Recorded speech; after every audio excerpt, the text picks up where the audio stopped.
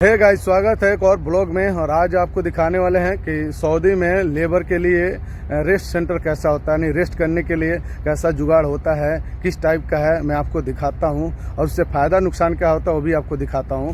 तो ये देखिए, ये रेस्ट सेंटर है, इसमें लिखा हुआ रेस्ट सेंटर और इस टाइप का कुछ है, देख रहे हैं। ये सब इसका फोल्डिंग के पाइप से उसके मटेरियल से बनाया हुआ है। देखिए, ये बैठने के लिए टोटली कुछ इस टाइप का है। और ऊपर ये छत के लिए ही ये लकड़ी वगैरह ही डाला गया है।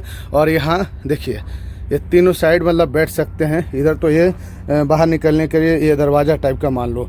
और ये इसमें तकरीबन 15 से 16 बंदे या 20 बंदे ज़्यादा से ज़्यादा मैक्सिमम बैठ सकते हैं। और ये देखिए, ये नेट है। ये नेट का फ़ायदा क्या होता है मैं बता दूं आप लोग को, कि अगर ज़्यादा तेज़ अगर धूप है ना, धूप अगर आएगा तो उसको थोड़ा कंट्रोल करेगा। अगर ज़्यादा मिट्टी धूल वगैरह अगर उड़ेगा तो भी कंट्रोल करेगा। और हवा जो है ना, हवा भी ज़्यादा तो नहीं आएगा, मगर थोड़ा बहुत हवा भी पास करेगा। तो इससे फ़ायदा है। दिखाते हैं आपको फिर से। ये देखिए, नेट वगैरह कुछ इस टाइप का है, तो इसको ग्रीन नेट बोलते हैं।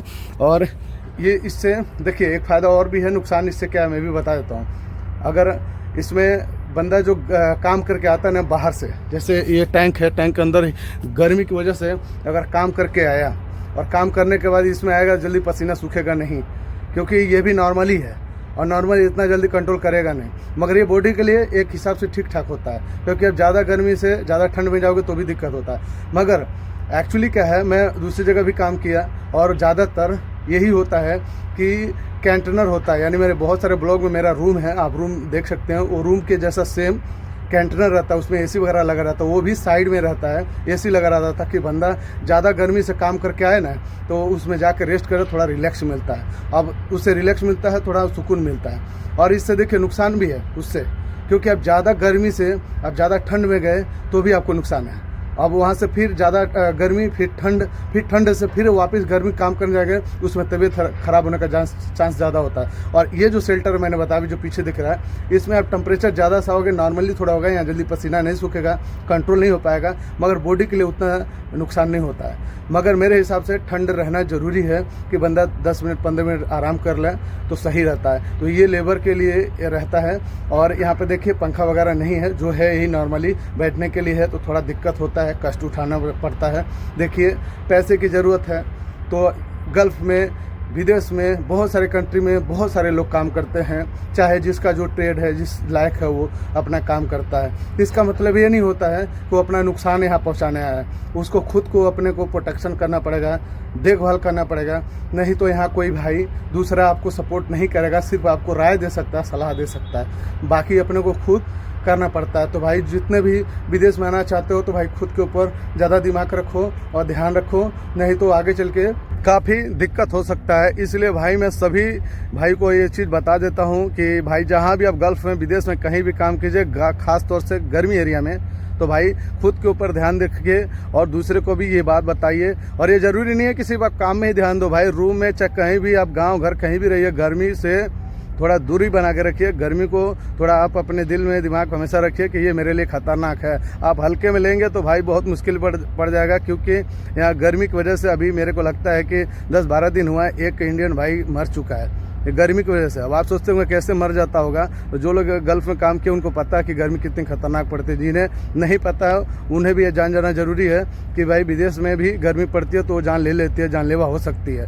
तो यहाँ चाहे कहीं भी रहिए, ठंड एरिया में रहिए, वहाँ भी भाई अपने बॉडी का प्रोटेक्शन कीजिए। तो ये ऐसा वहाँ पर होता है। और भी एक शेल्टर मैं आपको दिखाता हूँ। देखिए, एक शेल्टर ये है, देख रहे हैं, इसके अंदर फ़ैन भी है, मगर वो फ़ैन शायद अभी चल नहीं रहा है, सिर्फ रखा गया है।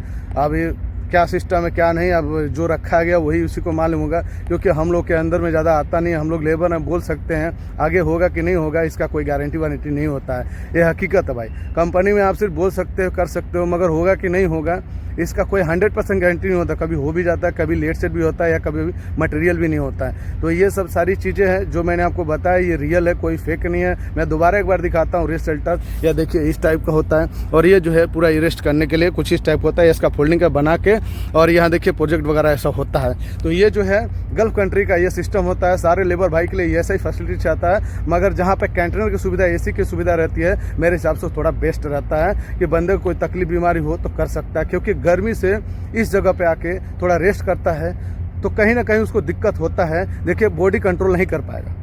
सोचिए यहाँ पे ये इंडिया, पाकिस्तान, श्रीलंका जैसा नेचुरल जो एक मौसम ठंडा होता है, जो अच्छा मौसम होता है, यहाँ नहीं होता है। और हम लोग यहाँ के मौसम में पले बढ़े नहीं हैं। हम लोगों को ये मौसम कभी भी नुकसान ज़्यादा करेगा, क्योंकि अकॉर्डिंग हमारी कंट्री के हिसाब से यहाँ कभी भी दिक्कत करेगा। हमारी कंट्री में 3 टाइप का मौसम आता है एक साल में, वो यहाँ नहीं मिलता है। यहाँ ज़्यादातर गर्मी ही दबा के पड़ता है, ठंडी पड़ेगा भी तो उतना कोई खास नहीं पड़ता है। हाँ, इस कंट्री के चाहे कोई भी कंट्री के कुछ बॉर्डर एरिया होता है जहाँ दूसरे कंट्री से लगा रहता है, थोड़ा वहाँ पे मौसम के हिसाब से ठंड गर्मी का प्रभाव देखने को मिलता है। मगर वो ज़रूरी नहीं है कि यहाँ इंडिया जैसा या पाकिस्तान, श्रीलंका जैसा, यहाँ पे बांग्लादेश जैसा यहाँ पे फील देखने को मिला। ऐसा कुछ भी नहीं है भाई।